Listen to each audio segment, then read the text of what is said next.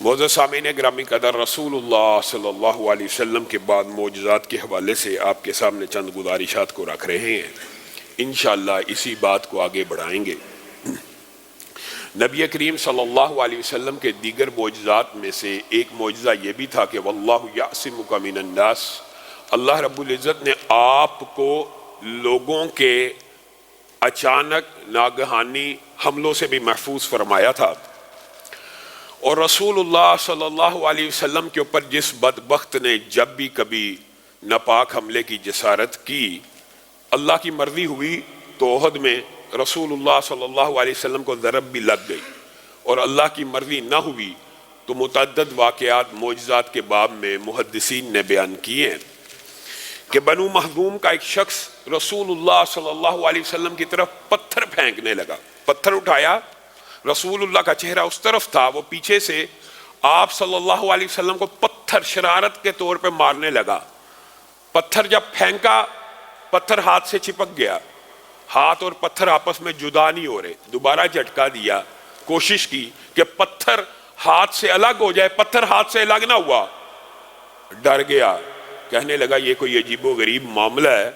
میں آج کے بعد ایسی حرکت نہیں کروں گا۔ طبیب کے پاس گیا اور کہنے لگا یہ کیا ماجرا ہے کہ پتھر اور ہاتھ آپس میں چپک گئے ہیں، ایک دوسرے سے جدا نہیں ہوتے۔ طبیب نے بڑی مشکل سے اس کے پتھر کو اس کے ہاتھ سے جدا کیا۔ بہرحال وہ شخص پھر ساری زندگی رسول اللہ صلی اللہ علیہ وسلم کو اذیت دینے سے باز آ گیا، اور اس طرح کہ آپ کو پتہ متعدد واقعات ابو جہل کے حوالے سے اپنے سیرت میں رکھا تھا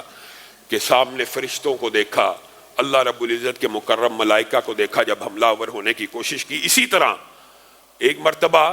قریشی بعض نوجوانوں نے رسول اللہ صلی اللہ علیہ وسلم کو اذیت دینے کی کوشش کی تھی، تو اسی وقت اللہ رب العزت نے ان کی نگاہوں کو اچک لیا تھا۔ وہ محمد رسول اللہ صلی اللہ علیہ وسلم سے گزارش کرنے لگے ہم پہ رحم کیجئے، ہم پہ رحم کیجئے، اللہ سے دعا کیجئے ہماری نظروں کو واپس لے آئے۔ تو رسول اللہ صلی اللہ علیہ وسلم نے ان قریشی نوجوانوں کے لیے دعا کی تھی اور ان کی نظریں واپس آ گئی تھی۔ اسی طرح غورس بن حارث کا جو مشہور واقعہ ہے، وہ رسول اللہ صلی اللہ علیہ وسلم کو تنہا پاتا ہے، اپنی تلوار نکال کے، پہلوان ہے، طاقتور ہے، مشہور واقعہ سب نے ہمارے بچپن میں نصاب کی کتابوں میں بھی ہوا کرتا تھا، پتہ نہیں اب وہ ہے واقعہ یا نہیں۔ تلوار کو نکال لیا اور رسول اللہ صلی اللہ علیہ وسلم آرام فرما رہے ہیں، رسول اللہ صلی اللہ علیہ وسلم کو بیدار کیا، تلوار ہاتھ میں پکڑی ہوئی ہے، اور رسول اللہ کو مخاطب ہو کے کہتا ہے اب بتائیے، آپ جو اللہ کا نام لے لے کے لوگوں کو تبلیغ کرتے ہیں، آپ بڑی باتیں کرتے ہیں، معاذ اللہ، اس طرح کے الفاظ اس نے کہ اب آپ کو مجھ سے کون بچائے گا؟ رسول اللہ صلی اللہ علیہ وسلم مسکرانے لگے، کہا اللہ، جیسے اللہ نے پہلے مجھے لوگوں سے بچایا، تجھ سے بھی اللہ بچائے گا۔ وہ بندہ ہاتھ میں تلوار لیے کھڑا ہے،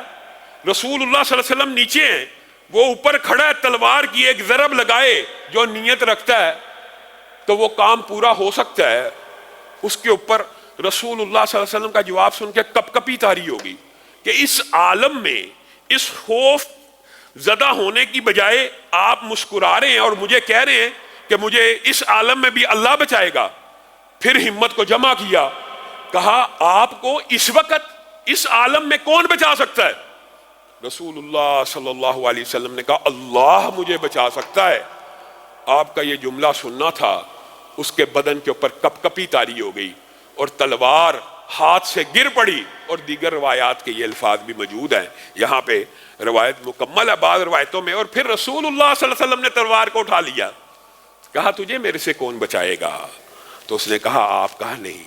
تجھے بھی اگر بچائے گا تو اللہ بچائے گا۔ رسول اللہ صلی اللہ علیہ وسلم نے اس کو یہاں پہ معاف بھی کر دیا۔ بعض اوقات رسول اللہ صلی اللہ علیہ وسلم نے معاف کیا، بعض اوقات بد دعا بھی دے دی، جہاں پہ اذیت، اور بعض اوقات میں بدلہ بھی لیا، اور وہ بدلہ بھی مشیت الہی کی وجہ سے، اپنے ذاتی انتقام کی وجہ سے کبھی رسول اللہ صلی اللہ علیہ وسلم نے بدلہ نہیں لیا۔